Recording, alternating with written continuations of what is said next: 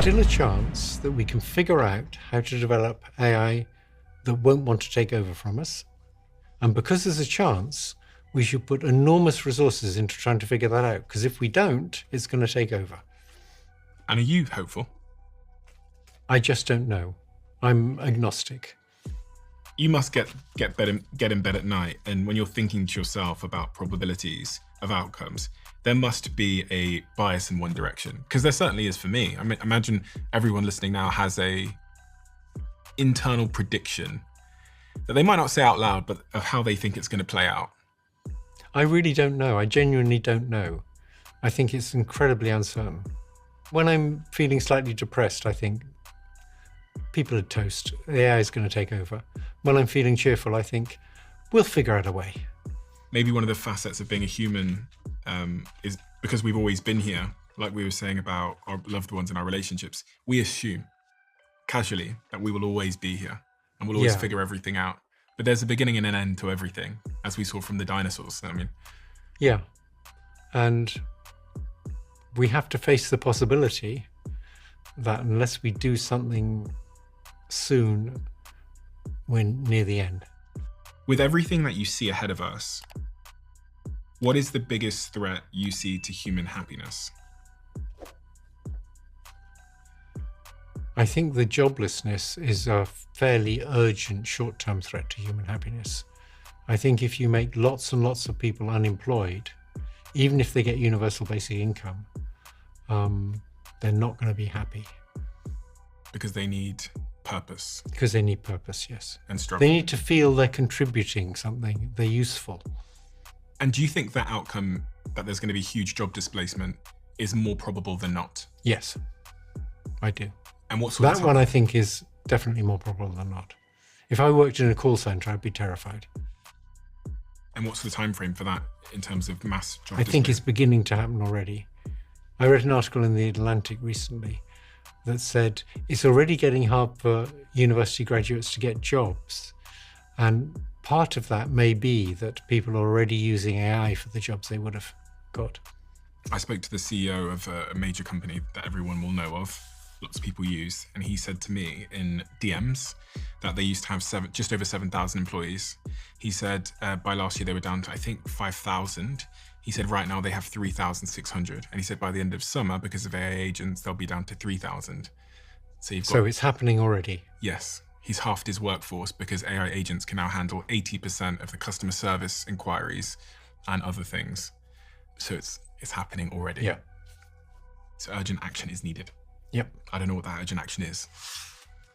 That's a tricky one, because that depends very much on the political system. And political systems are all going in the wrong direction at present. Dario, you've said that AI could wipe out half of all entry-level white-collar jobs and spike unemployment to 10 to 20%. How soon might that happen? Well, let's, well, first of all, thanks for having me on the show. But just to back up a little bit, I've been building AI for over a decade. And I think maybe the most salient feature of the technology and what is driving all of this is how fast the technology is getting better. A couple of years ago, you could say that AI models were maybe as good as a smart high school student. I would say that now they're as good as a smart college student and sort of reaching past that. I really worry, particularly at the entry level, that the AI models are very much at the center of what an entry-level human worker would do. And so it's hard to estimate, exactly what the impact would be. And there's always this question of adaptation. And these technology changes have happened before, but I think what is striking to me about this AI boom is that it's bigger and it's broader and it's moving faster than anything has before. And so compared to previous technology changes, I'm a little bit more worried about the labor impact simply because it's happening so fast that yes, people will adapt, but they may not adapt fast enough. And so there may be an adjustment period. You are running an incredibly important company in AI, and you know this better than anybody, or as well as all the names we know, people, Sam Altman and others who are working, Elon Musk in AI.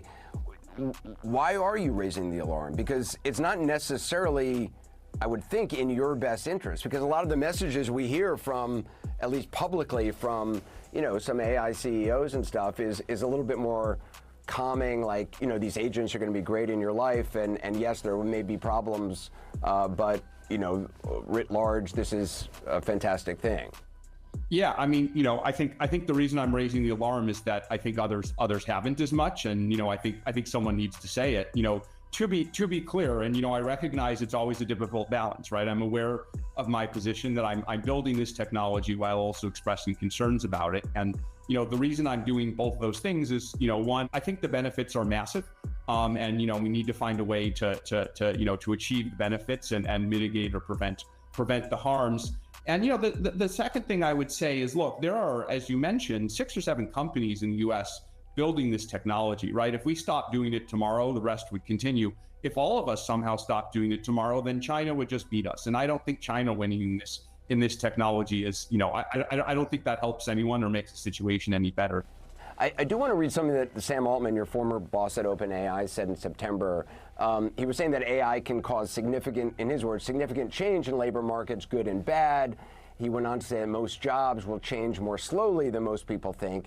And then he said this, and I want to just read it word for word. He said, many of the jobs we do today would have looked like trifling wastes of time to people a few hundred years ago. But nobody is looking back at the past wishing they were a lamplighter. If a lamplighter could see the world today, he would think the prosperity all around him was unimaginable. And if we could fast forward 100 years from today, the prosperity all around us would feel just as unimaginable. For younger people, I should say lamplighters was actually a job. People went around lighting lamps on the streets. I think a lot of people may not even know what a lamplighter is. But do you think Sam Altman is wrong? Yeah, so, I think there are some things I agree with about that, and then there are some things that I think are too optimistic. So, I definitely agree that, AI, if we succeed at it, can grow the pie greatly, right? I wouldn't be surprised if economic growth is much higher than it is today as a macroscopic phenomenon, right? That AI allows society as a whole to be more productive. So let me just say, because you've previously in the past said you've described a future where cancer is cured, the economy grows at 10% a year, the budget is balanced, and 20% of people don't have jobs. That's exactly what I was getting to, right? Where I agree with all the positive potential. I think that isn't wrong.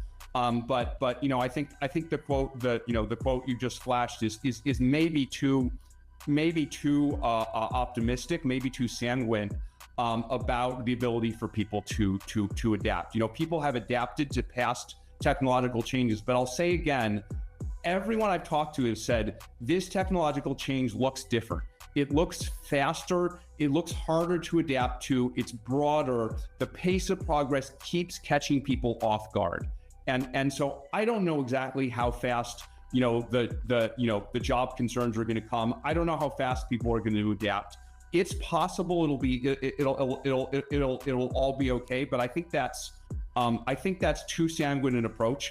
I think we do need to be raising the alarm. I think we do need to be concerned about it. I think policymakers do need to worry about it. If they do worry and they do act, then maybe we can prevent it. But we're not going to prevent it just by saying everything's going to be okay. Do we as a society even understand the potential inequalities that this may amplify?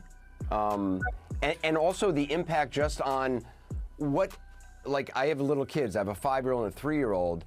What do they grow up aspiring to if machines can do pretty much everything better? What does it do to initiative or drive or striving? And I don't know the answer to that, yes. But it concerns me.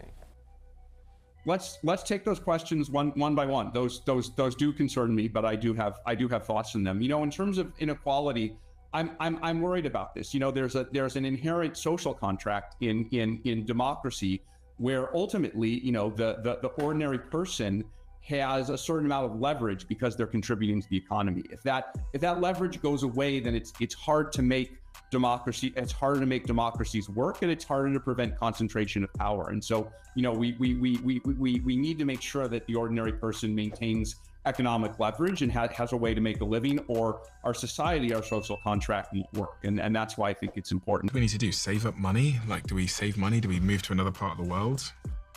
I don't know. What would you tell your kids to do? They said, Dad, there's going to be loads of just job displacement. Because I worked for Google for 10 years, they have enough money. Okay, fine. So they're not typical. What if they didn't have money? Trained to be a plumber. Really? Yeah.